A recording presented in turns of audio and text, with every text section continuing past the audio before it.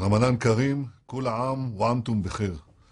שלום לכם, אני מברך את אזרחי ישראל המוסלמים ואת המוסלמים בעולם כולו לרגל תחילת חודש הרמדאן. זהו אחד המועדים החשובים ביותר בלוח השנה המוסלמי, ואני רוצה לאחל לכולכם שנה טובה במיוחד. אנחנו חווים אותה ברגע מאוד דרמטי בהיסטוריה של האנושות ובהיסטוריה של המזרח התיכון. אנחנו חווים את האביב הערבי וכולנו רוצים שהוא יפרח ויצליח. אני יודע שזה נכון לגבי אזרחי ישראל הישראלים שיודעים את טעמה וטבעה של הדמוקרטיה ויכולים לשמש מגדלור לאחיהם במרחב הגדול הזה. אנחנו רוצים בהצלחת החברות הערביות, אנחנו רוצים בהצלחת הדמוקרטיות הערביות. אני יודע שאם תהיה דמוקרטיה אמיתית, יהיה גם שלום אמיתי.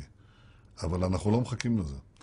אני הייתי מבקש בהזדמנות הזאת גם לקרוא לשכני הנשיא עבאס. שב איתנו לשלום, שב איתנו למשא ומתן, עכשיו, ללא תנאים, כאן ועכשיו. שני העמים שלנו מחכים, מייחלים, שאנחנו נעשה את המעשה הזה. אני יודע עד כמה זה קשה. אני יודע שיש הרבה מגבלות, אני יודע שיש הרבה ספקות.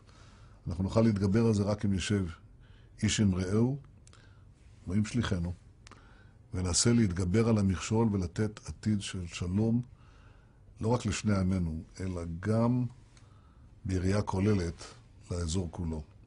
אני רוצה אזור של דמוקרטיה, ואני רוצה אזור של שלום. ואני רוצה לברך אתכם בשלום.